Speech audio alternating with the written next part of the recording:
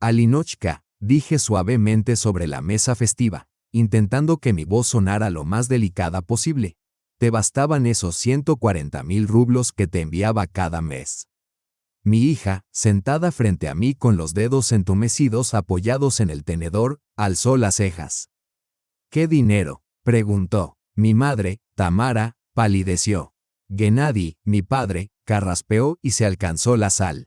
De repente, Svetlana, mi hermana menor, exclamó con un entusiasmo demasiado marcado. Pero tenemos pastel, pasemos al postre. Miré a Alina. Su rostro cambió, primero confundido, luego tenso. Una pausa pesada se instaló en la mesa, pegajosa como el pegamento. La abuela se limpió la boca con la servilleta, como si estuviera viendo una película. Nadie se movía. Repetí con calma. El dinero que te transfería cada mes, a tu cuenta, a través de la cuenta bancaria del abuelo. Para el alquiler, la comida, los libros. Alina susurró. La abuela me dijo que tú misma estabas pasando dificultades, que no podías ayudar. Y que no debía mencionarlo para no molestarte. Sentí que el vaso con compota fría temblaba en mi mano. Aquella asignación de 6 meses, las jornadas interminables, los turnos nocturnos, me costaron no solo la salud, sino cientos de miles de rublos. Enviaba ese dinero para mi hija. Pero ella trabajaba de noche, se alimentaba en la calle, y creía que su madre la había abandonado. Desde que me fui, no nos habíamos visto, solo llamadas esporádicas en las que siempre sonaba cansada. Tensa, pensaba que simplemente se estaba adaptando a la universidad, acostumbrándose al ritmo de la vida independiente. Pero ahora entendía que, todo ese tiempo, había sufrido, creyendo que la había dejado atrás. Mi niña, para quien hice todo esto. Terminamos la comida en silencio. Nadie habló más, ni siquiera el pastel fue tocado. Me levanté y dije que era hora de irnos. Alina se levantó sin decir palabra y me siguió. Salimos a la oscuridad de la noche, inhalando el aire helado. Algo vivo, algo verdadero. Aquella noche, Alina y yo nos fuimos juntas. Nos subimos al Kia que había comprado justo antes de la asignación y manejamos hacia la estación en silencio. Solo en la gasolinera, bajo una farola titilante, finalmente preguntó. ¿Es cierto? ¿Enviabas dinero cada mes? Asentí. 140,000 para ti. 40,000 para mis padres, transferidos a través de la cuenta del abuelo, el día primero de cada mes, como un reloj. Ella miraba el parabrisas. Vi cómo su expresión cambiaba, del shock al dolor. Pensé, susurró, que simplemente no querías tener nada que ver conmigo, que tu vida era más fácil sin mí. Nunca, respondí, ni por un segundo. Me detuve en un hotel modesto y reservé una habitación para la noche. Ella se acostó con la ropa puesta, dándome la espalda, mirando hacia la pared. Me senté junto a ella, con el portátil en las piernas, y sentí cómo la ira comenzaba a arder dentro de mí. 140,000 cada mes. Me había privado de todo. Aceptaba los turnos más duros, los que ni los jóvenes querían hacer. Tomaba cada guardia nocturna, cada jornada agotadora. Y ellos, callaban, mentían, se quedaban con el dinero. Pero lo peor no era el dinero. Lo más doloroso era que mi hija, mi Alina, había pasado todos esos meses pensando que no la querían. Que la había abandonado. La miré acurrucada y sentí que mi corazón se apretaba. Había demasiada oscuridad por delante para simplemente cerrar los ojos y dormir. Pero ya sabía lo que haría a la mañana siguiente. Comenzaría a hacer preguntas, exigiría respuestas, y jamás volvería a permanecer en silencio. Al día siguiente, me levanté temprano, con cuidado de no despertar a Alina, y me senté frente al portátil. Lo primero que hice fue ingresar a la banca en línea. Abrí la pestaña de transferencias programadas y cancelé 2 de ellas, ambas dirigidas a mis padres. Mis manos temblaban, pero confirmé la acción. Esos 40,000 rublos ya no llegarían a quienes habían traicionado a mi hija. Luego, abrí la cuenta hipotecaria, la misma que había estado ayudando a pagar durante los últimos 6 meses. Era la casa donde ahora vivía Svetlana. Habíamos acordado que ella viviría allí y se encargaría de los pagos. Justo y legítimo. Podría haber alquilado la propiedad y generado ingresos, pero en su momento decidí ayudar a mi hermana. Parecía lo correcto, pero cuando la página finalmente se cargó, me quedé paralizada. El último pago fue hace 6 meses. Después de eso, nada, solo una nota, pago aplazado debido a dificultades financieras temporales. Se había presentado una solicitud de aplazamiento en mi nombre, firmada digitalmente, pero yo nunca había presentado tal solicitud. Un escalofrío de terror me recorrió. Alguien había usado mi información personal. Alguien de mi propia familia. Tomé una captura de pantalla y revisé mi correo electrónico. Allí, enterrado en el archivo, había una notificación del banco aprobando el aplazamiento. Abrí el adjunto, un archivo con mi firma digital. Una falsificación. Cerré el portátil de golpe y me quedé inmóvil durante varios minutos, mirando por la ventana. La nieve caía lentamente, hermosa, como si la vida no se estuviera derrumbando silenciosamente dentro de mí. Llamé a Yevgeny, un abogado que conocía. Respondió al instante: Olga, qué gusto escucharte. ¿Todo bien? No, dije con calma. Tengo un asunto serio que tratar contigo. Te escucho. Necesito saber si falsificar una firma digital es un delito penal. ¿Y qué hacer si resulta que mis padres y mi hermana han estado tomando el dinero que enviaba para mi hija? Tengo pruebas, transferencias bancarias, capturas de pantalla, historial de mensajes. Todo. Hubo una pausa. Luego su voz volvió, firme y fría. Ven hoy a verme. Revisaremos todo. Y sí, falsificar una firma es un delito penal. Si es cierto, tu familia podría enfrentar consecuencias reales. Cuando terminó la llamada, Alina ya estaba sentada en la cama, mirándome. ¿Qué pasa?, preguntó en voz baja. Estoy resolviendo las cosas, respondí. Tengo que proteger tu futuro, aunque eso signifique enfrentarme a quienes se llaman familia. Alina no dijo nada, pero vi cómo exhaló, y por primera vez en meses fue un suspiro genuino y liberador. Más tarde, me reuní con Yevgeny en un café cerca de su oficina. Llegó con un abrigo sencillo y un portafolios gastado, pero en sus ojos se leía la concentración de un depredador, aquel que espera el momento exacto para dar un golpe certero. ¿Lo tienes todo?, preguntó. Asentí. La carpeta, llena de impresiones, capturas de pantalla, estados bancarios y copias de nuestra correspondencia, reposaba sobre la mesa entre nosotros. Él hojeaba la carpeta en silencio mientras yo sorbía mi café amargo, sintiendo cómo mi determinación se fortalecía con cada minuto que pasaba. Esto es más que suficiente para presentar una demanda civil, dijo finalmente. Pero con la falsificación de la firma digital, podemos ir más allá. Eso constituye un delito penal, especialmente si el banco confirma que la solicitud de aplazamiento fue realmente presentada a tu nombre. Quiero que esto termine, le dije. Quiero que pierdan cualquier poder que aún tengan sobre mi hija. Y deseo que ella recupere lo que legítimamente le pertenece. Entonces deberíamos comenzar por el apartamento, respondió. Mencionaste que Svetlana todavía vive allí, ¿verdad? Sí, asentí. Teníamos un acuerdo. Ella debía hacerse cargo de la hipoteca. Pero según los estados de cuenta, no se ha pagado ni un solo rublo desde junio. Yevgeny asintió lentamente. Entonces no se trata solo de negligencia, sino de uso ilegal de tu propiedad. Redactaremos un requerimiento formal para que desocupe la vivienda. Y, si es necesario, presentaremos una demanda por recuperación de daños y perjuicios. ¿Crees que se asustará? No, pero tus padres sí lo harán.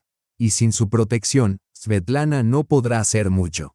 2 días después, llegamos a la casa. No había puesto un pie allí en más de 6 meses. Antes, era mi refugio silencioso, un pequeño jardín, un arbusto de lilas junto a la cerca. Ahora, cajas de cartón atadas con cinta adhesiva se amontonaban en el porche. Svetlana misma abrió la puerta. Tú, dijo con una sonrisa burlona, sin siquiera fingir sorpresa. Pensé que habías desaparecido para siempre. No respondí. En cambio, le entregué la carta. Dentro del sobre había un requerimiento formal para desocupar la propiedad, una copia del acuerdo en el que ella se comprometía a pagar la hipoteca, y un certificado bancario que confirmaba la falta de pagos. Ella revisó los documentos y levantó una ceja. ¿En serio? ¿Y qué esperas lograr con esto? Igual me voy. Ah, sí, dije, a ese apartamento que compraste con el dinero destinado a mi hija. Svetlana se rió con desprecio. Vamos, no dramatices tanto. Simplemente intentamos sobrevivir. El dinero llegó, lo repartimos. No desapareció. Desde la cocina detrás de ella apareció nuestra madre, Tamara, con un delantal y un frasco de pepinillos en las manos. Gennady estaba sentado a la mesa, hojeando un periódico. Ni siquiera intentan ocultarlo, dije.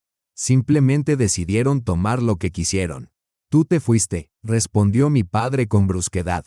Nosotros nos quedamos. Sabías lo difícil que era. Apoyar a la familia no es un delito. ¿Y mentir? Pregunté. Eso sí lo es. Le dijiste a Alina que la abandoné, que no podía ayudarla, que no quería hacerlo. Ella lo superará, dijo mi madre con indiferencia. Lo importante es que todos tengan un techo y calor. Tú y ella son fuertes. Se arreglarán. Algo dentro de mí se quebró finalmente. No de rabia, sino de claridad. Estas personas ya no eran mi familia. Solo extraños que, con cortesía, justificaban que la traición era una forma de cuidado.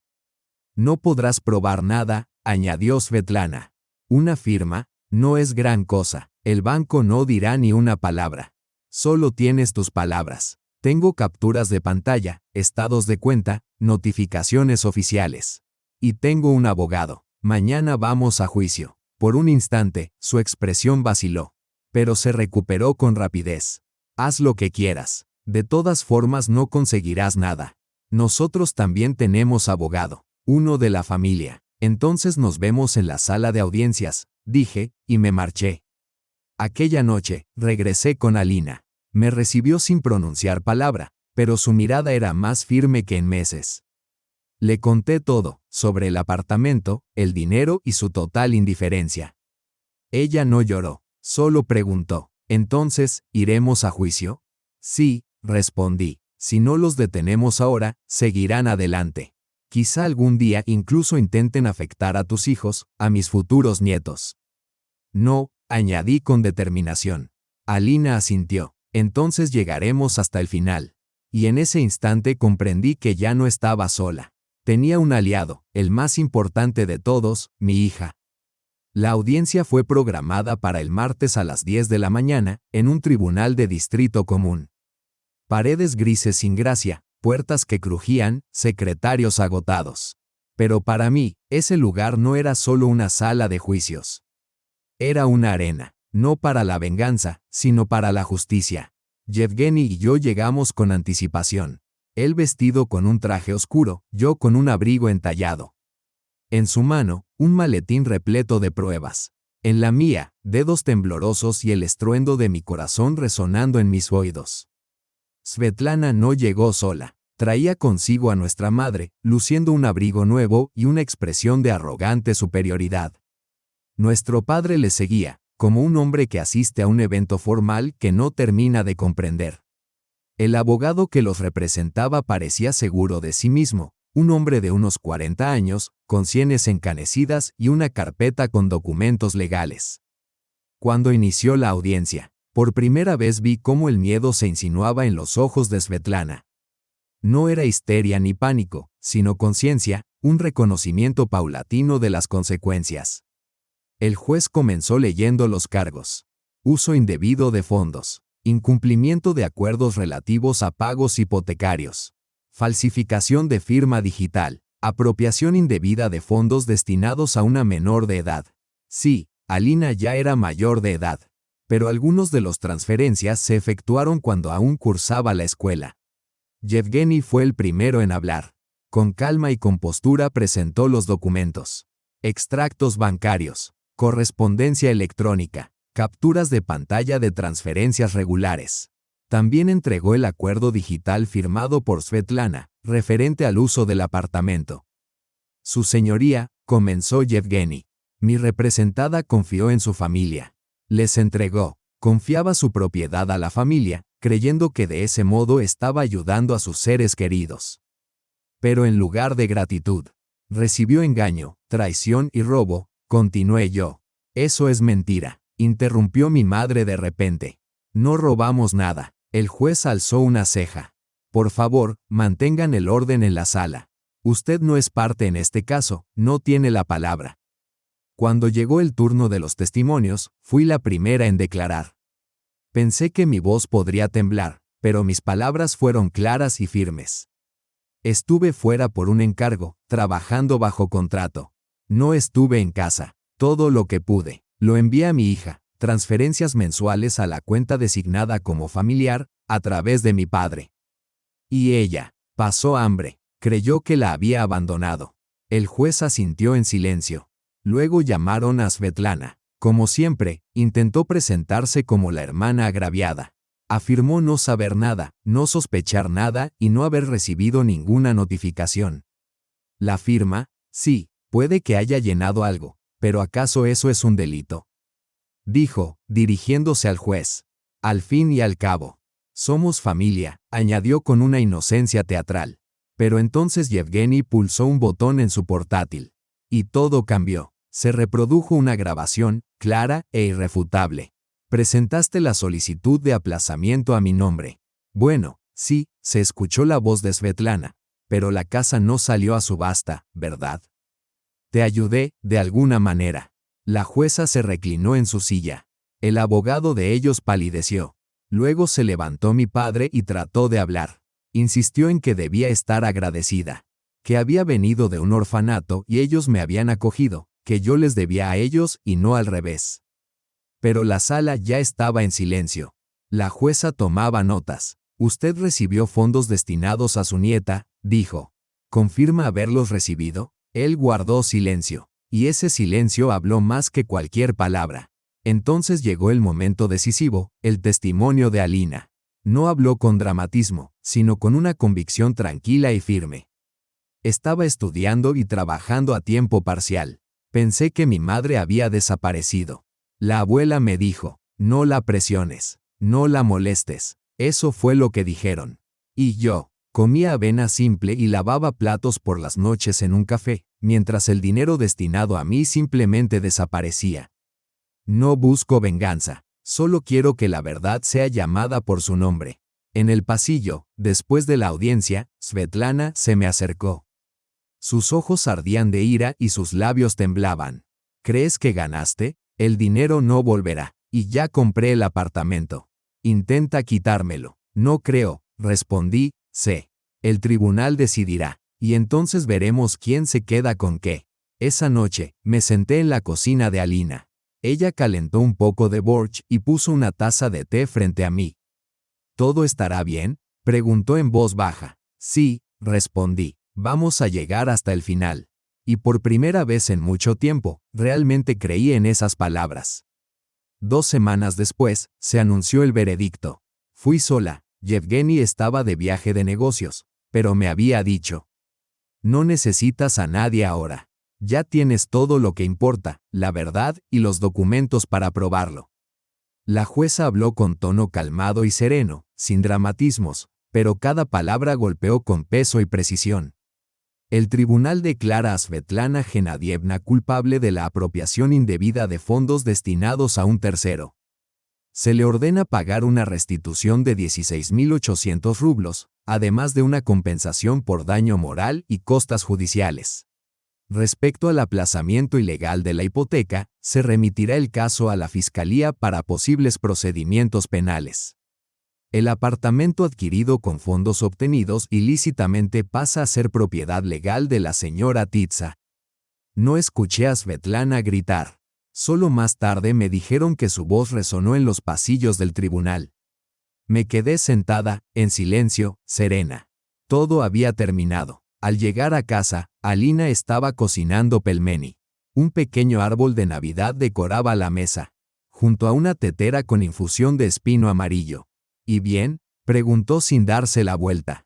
Luego se giró y dijo: ganamos. Lo sé, sonreí. Lo vi en el sistema. Me dejé caer en una silla, agotada, pero sin peso encima. Esto no se trata de venganza, dije. Es justicia. Alina se sentó frente a mí. ¿Sabes?, comenzó. Pensé que jamás volvería a saber lo que se siente tener una familia. Pero tú me hiciste creer que podía construir la mía. 2 meses después, el apartamento que Svetlana había comprado fue transferido oficialmente a mi nombre. De inmediato lo puse en alquiler. Los ingresos eran estables y se depositaban directamente en la cuenta de Alina, no en la mía, solo en la suya. Ahora tenía opciones, vacaciones, estudios, muebles nuevos, comidas nutritivas. Sin embargo, conservaba su trabajo de medio tiempo en la cafetería, solo una vez por semana. Me gusta la gente, los aromas. No lo hago porque tenga que hacerlo, sino porque quiero, explicó. Me limité a asentir. Eso era lo más importante, ya no sobrevivía, vivía. Cortamos toda relación con nuestros padres. Alina bloqueó sus números, no había comunicación. Tamara intentó contactarnos desde otras cuentas. Una vez incluso vino hasta la entrada del edificio, pero no abrí. Teníamos una nueva vida, sin ellos. Se rumoreaba que Svetlana se había mudado a las afueras de Moscú. Intentó apelar la decisión judicial, sin éxito. Ningún abogado quiso tomar su caso. Su reputación se tambaleó, aún más cuando la historia fue publicada en redes sociales por alguien que conocía a Alina, quien la relató en su blog. A finales de marzo, Yevgeny me llamó. ¿Cómo estás?, preguntó. Bien, en calma, incluso, a veces, feliz. ¿Quieres demandar a tus padres por daños morales también? Lo pensé por un momento, luego negué con la cabeza. No, ya los he cortado de mi vida. No soy su banco, ni su sombra, ni su motivo de orgullo. Que vivan con lo que han construido. Esa primavera, Alina y yo viajamos a Suzdal. Un descanso breve, sin noticias, sin planes. Simplemente vagábamos. Caminábamos por calles estrechas, sorbiendo sviten y fotografiando antiguas iglesias. Mamá, dijo una noche, siempre pensé que eras fuerte. Pero ahora veo que también eres buena. Porque pudiste destruirlos, y en cambio elegiste marcharte. La miré y comprendí que había crecido. Tenía sus propias opiniones, sus propias conclusiones, sus propias raíces. No eres una extraña, susurré. Eres mi decisión más importante. Nos sentamos juntas en una posada pequeña, con vista a un patio cubierto de nieve. Bebiendo té y, por primera vez en años, respirando con libertad. Algunas familias se rompen, otras, simplemente cortan lazos. Pero nosotras sobrevivimos, y lo más importante, nos encontramos a nosotras mismas.